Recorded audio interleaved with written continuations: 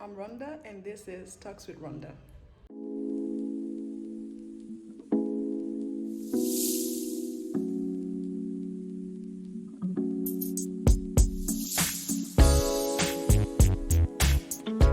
Let's talk about body image. If you don't know Lizzo, she's a pop artist but also a rapper who first gained popularity, I believe, in 2018 when her song Truth Hurts was featured on this big, Netflix movie called Someone Great. I personally fell in love with Lizzo ever since then. I saw her as, the epitome of confidence, especially for us curvier girls, like seeing a woman that is not skinny or that is not slim thick be so confident was so new to me, and I was like, wow, I want to be like her. It's like if I don't give an F was a person, it would be Lizzo. And she was also so sexy, and she didn't have that motherly image that people usually give to women that are curvier. It was really inspiring to me specifically. When I saw her video about, how she also struggled with how she viewed her body, honestly, I was a little heartbroken. I came home, I took my clothes off to take a shower, and I just started having all of these really negative thoughts about myself, like, what's wrong with me? Maybe everything, all the mean things people say about me are true, and, why am I so disgusting, and hating my body. And normally I would have some positive thing to say to get me out of this, but I don't. And that's okay too. I think these are normal. They happen to everybody. They happen to the best of us. We are the best of us. And I just have to know that tomorrow, how I feel in here is going to change. And I can only hope that it changes for the better. I was heartbroken because it kind of broke the ideal that I created around her. To me, it was like, don't be like me, please be this person that I can aspire to be. And just like I used to see her as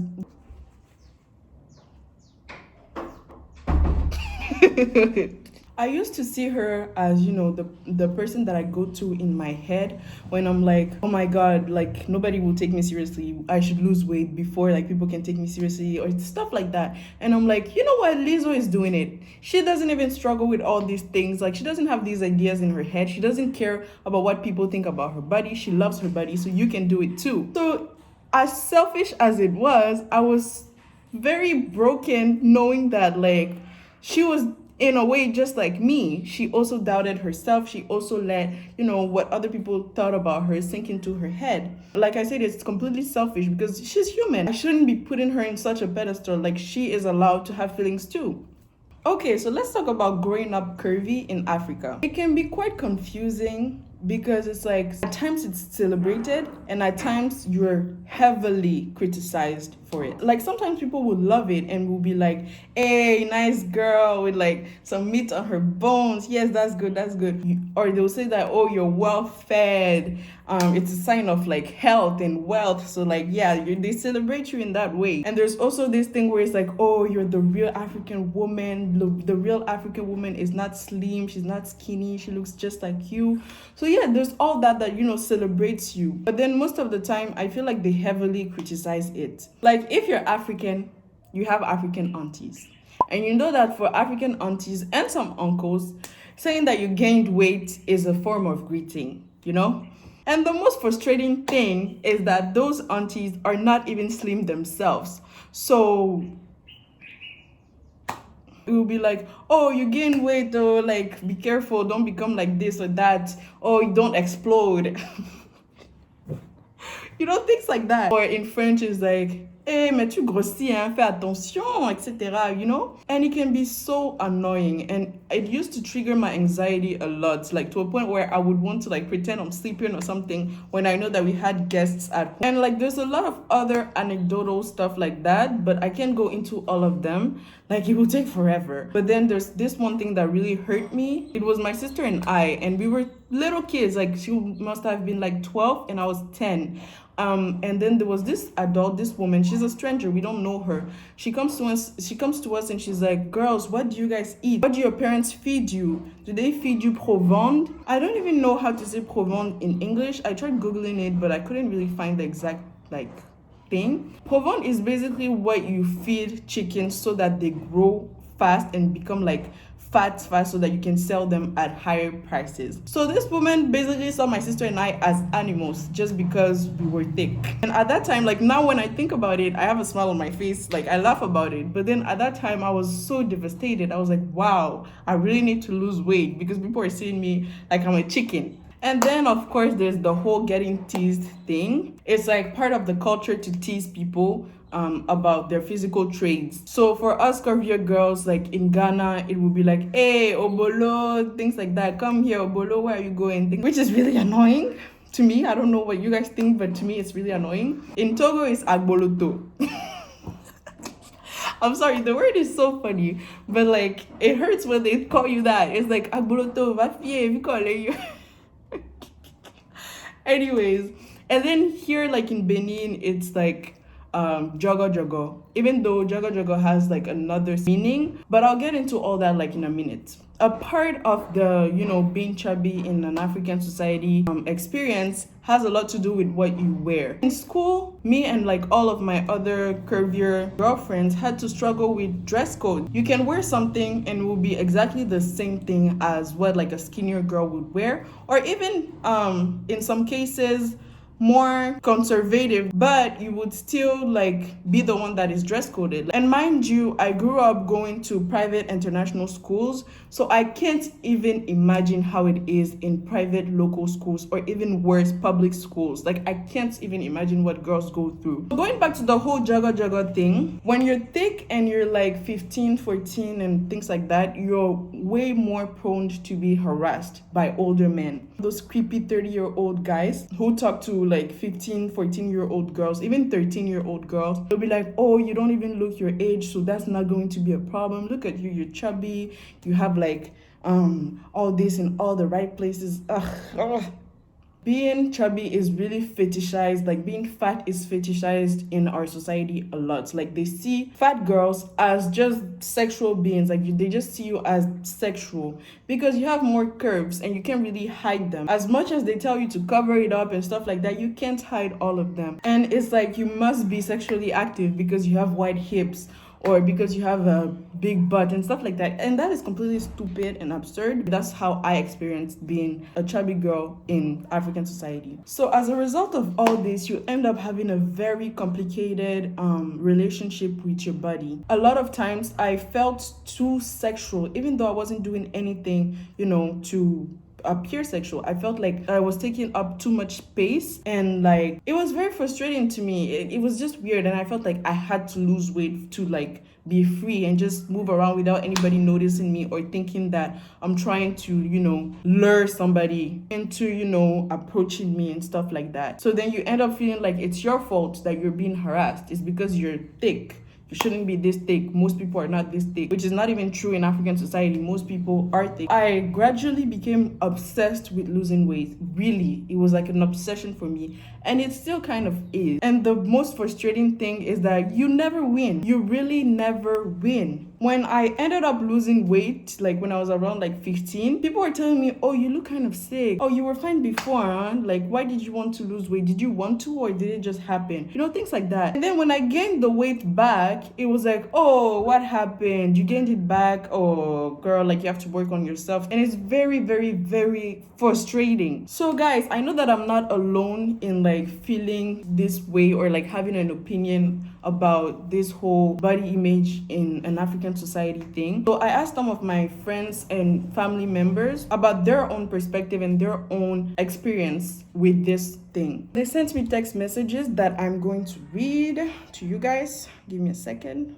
Couldn't include all of like the answers that I got because it was really long and I didn't want this video to be too long. So maybe I'll make another video later on where I will talk about this even more. Okay, so one of my friends said, well, when I was growing up, I went from average to chubby really quickly, and from then on my self-esteem just really went downhill. I had kids in the streets calling me fat girl in tongues. Girl, I can relate to that. And my own aunts on my dad's side saying that I would be so much prettier if I lost weight and my skin tone was lighter.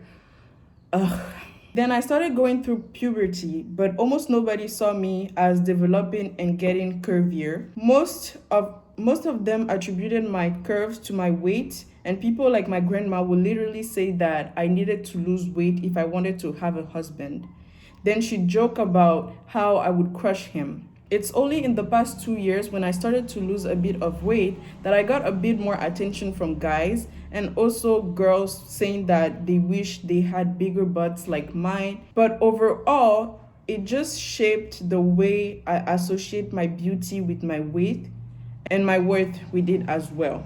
And I know that it shouldn't affect me, but there's so much judgment passed onto the physique, especially for girls from such a young age, that is literally rooted in my brain. So this is what one of my friends said. Whew. Another one said, I think the African society just shames people. Skinny people are also shamed, maybe not to the same extent, but they are. We have this culture where people feel like they have to comment on your body regardless of what it looks like. That is facts. When you're big, it's like, oh, you're so big. And when you're slim, it's like, you're too slim. So true. So true. I think there are places in Africa where curvier girls are appreciated, but not where I come from. I think it shapes you in a lot of ways because it makes you think I have to change something. And that's not even just big girls, it's every girl. When you're big, the guys might be okay with it, but the women will shame you. It's just the way the culture is. This is deep. Let's get into another one. Being thick in Africa is not a problem because most African people like thick women, but not too fat. You can have some meat on your bones and that's okay. In fact, African men love it. It just doesn't have to be too much. Some men usually fetishize fat women because everything is magnified and obvious. That's very true. So they can't control themselves as much. And that's offensive to some thick girls, but at this point, a lot don't care anymore. We're usually ashamed of our bodies because being skinny seems easy. It seems lighter, and we usually look for that lightness just to be able to wear what we want and be part of the beauty standards in today's society.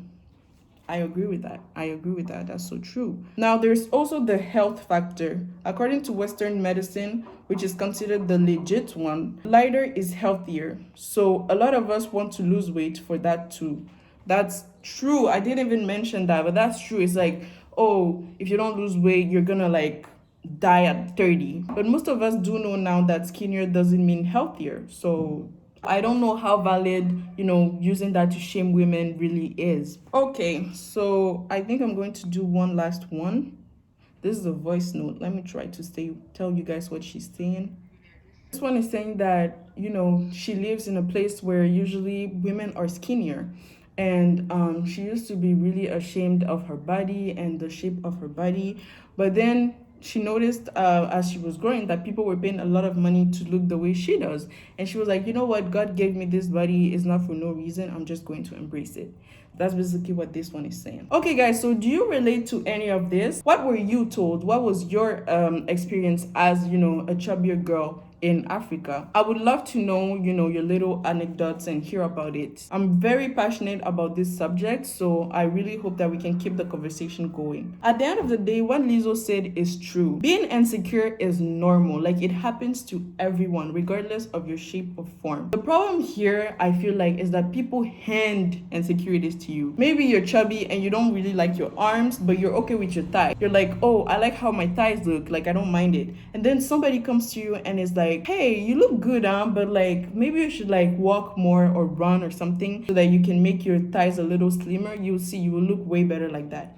And just like that, they hand you the insecurities, like they give it to you, like take the insecurities. And so like you just put it into your mind and you're like, wow, I didn't have a problem with this before, but now I do. So I think people should learn to mind their damn business. Just finished eating like a bad bitch should. Couldn't eat it all because, I was full. Excuse me, ma'am. Excuse me. You're in my business? Yeah, don't do that. I gained weight. Okay, how does that concern you? Who asked you? Is it your buddy? No? Okay, so just keep it to yourself. Just shush it. Shush it. Okay, guys, that's it. That's all I have for you guys today. Make sure you subscribe to my channel and join my little circle as always. Don't forget to like this video if you liked it, or dislike it if you didn't like it. Both is fine. Keep feeling and flowing, and I will see you next time on Talks with Rhonda.